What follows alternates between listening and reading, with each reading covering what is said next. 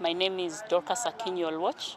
I'm the chair LSK Kisumu chapter, and with me are advocates from Kisumu chapter as well as the council and the Western Human Rights Network. And we have a statement regarding the status of affairs, the sad status of affairs that is going on in the country and in particular in Kisumu.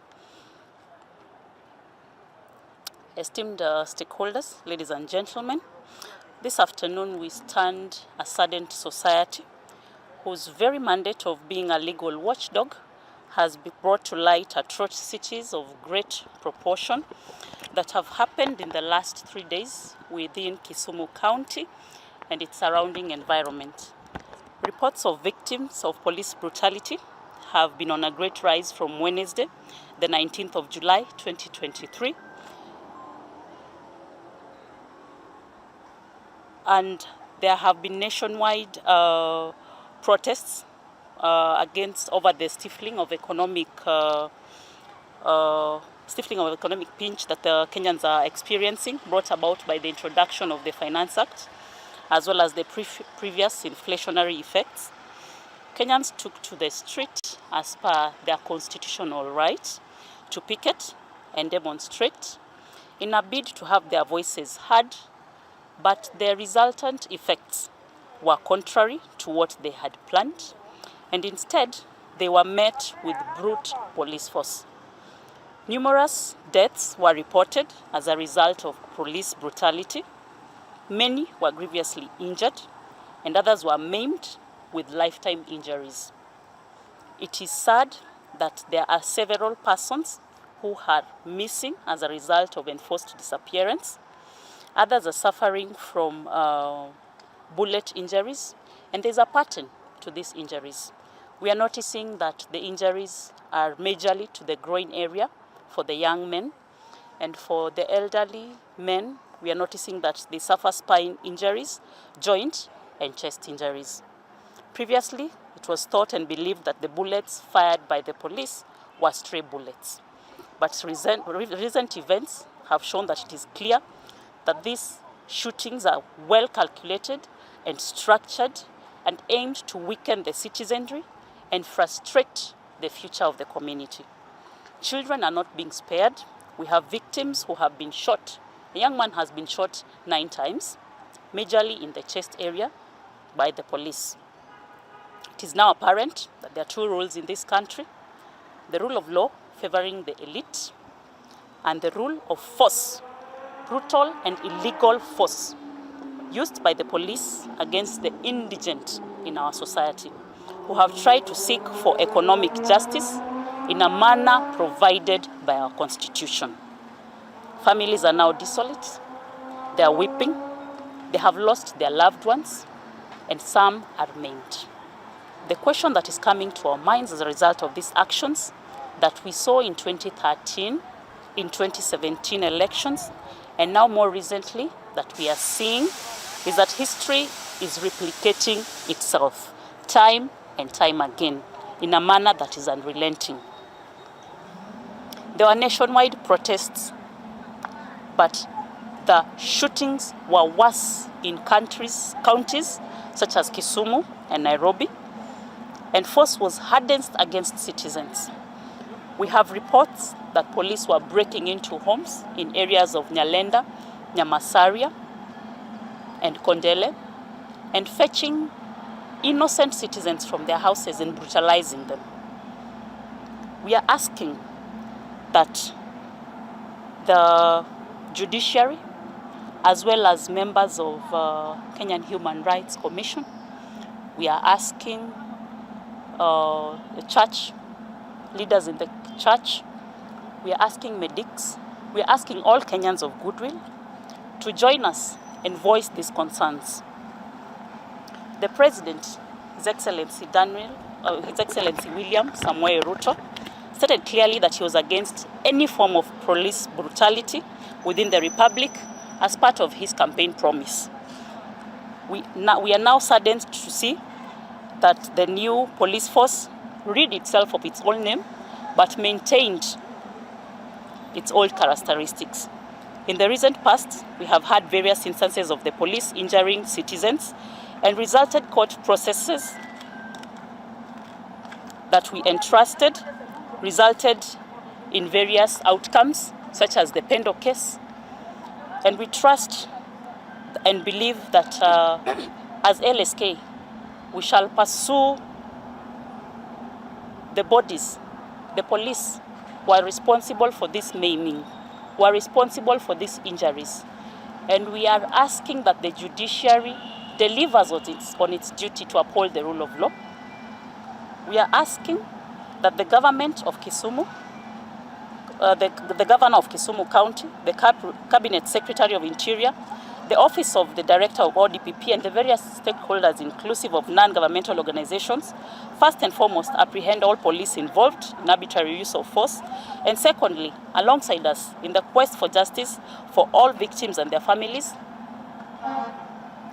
take up this cause of justice. This is a call to all citizens of Kisumu County to approach our offices in order to gain legal aid and assistance on the matters especially arising from police brutality. We affirm our commitment as LSK Kisumu chapter to monitor all events surrounding these incidences with a view to defending the rights of all those affected and upholding the rule of law as part of our core mandate. On behalf of the Law Society of Kenya Kisumu chapter, I offer heartfelt condolences to the families and friends of those who lost their lives, and get well wishes to the victims of the said gunshot injuries. We are also currently in the process of documenting the victims, more so those who are still getting treatment here at JTRH. And so far we have taken statements and information from 20 victims. 3 are in critical condition, 2 are minors, and some are in surgical ward. 1 person right now is undergoing surgery, and 3 are being attended in the outpatient unit. That is all. My name is Easter Cage. I work with Kenya Female Advice Organization, and as a member of the Western Kenya Human Rights Network, we're here to show solidarity to our fellow citizens who, because of the right to picket, have suffered various atrocities, and also within their households under fear of trauma, which then is reminiscent of what we have seen in the post-election violence which we witnessed in 2007. So what we're looking at is that it is targeted attack against citizens who are looking at a police service which has turned into a police force. We are actually requesting citizens to be able to speak up, get the issues to the Kenya National Commission on Human Rights and the Law Society of Kenya, who are here to take up all these cases so that then do not be afraid to come out and speak up against what has happened to you within your households, within your businesses, and at different levels. We are urging those who, if you know someone who has suffered any atrocity or has lost any business, kindly speak up so that then we can be able to say that the Constitution of Kenya 2010 was not in vain and our rights are protected within this particular framework. And if you know any person who is afraid, there are also various means within the Constitution which can give you witness protection so that you don't fear.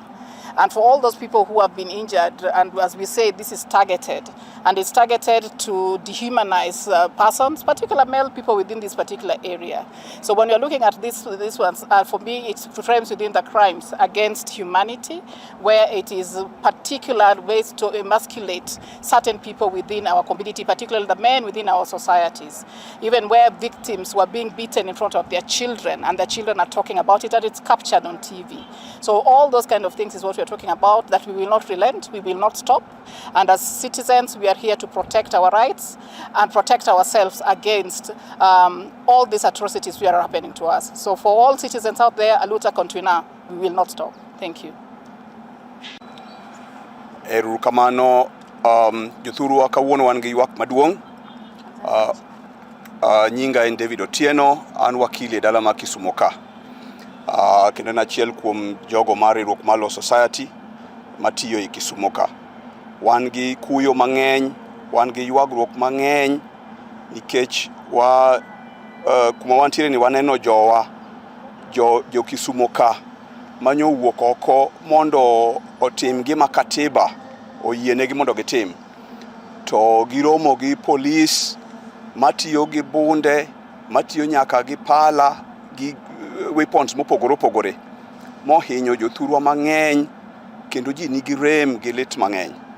Wan kaka okinde ma Kisumu ka, wasewuok oko ni mondo wakony jogo maonge duol, mok nyal wuoyo, jogo maonge yo ma ginyalo luwogo haki margi e kot, mondo wakonygi giyud haki margi.